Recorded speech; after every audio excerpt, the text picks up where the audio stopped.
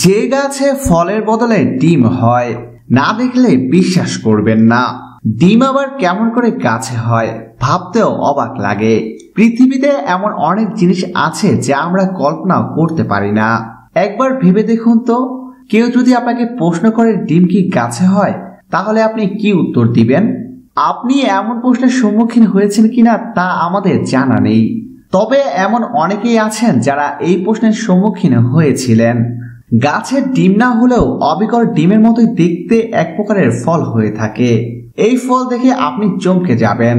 যারা প্রথমবারের মতো এই ফলটি দেখেছেন তারা একে ডিম ভাবলেও এটি আসলে এক রকমের বেগুন। পৃথিবীর উত্তর গোলার্ধে ফলসহ অসম্ভব সুন্দর দেখতে এই গুল্ম জাতীয় বৃক্ষটি পাওয়া যায়। তবে শুষ্ক রৌদ্রোজ্জ্বল পরিবেশে যে কোনো জায়গাতে এটি চাষ করা যায়। প্রথম দেখায় মনে হবে ডিমগুলো গাছের ডালে ঝুলিয়ে রাখা হয়েছে। প্রায় 1 ফুট লম্বা এবং 9 থেকে 12 ইঞ্চি ব্যাস নিয়ে বেড়ে ওঠা একটি গাছে প্রতি মৌসুমে 1 ডজন পর্যন্ত ফল পাওয়া যায়।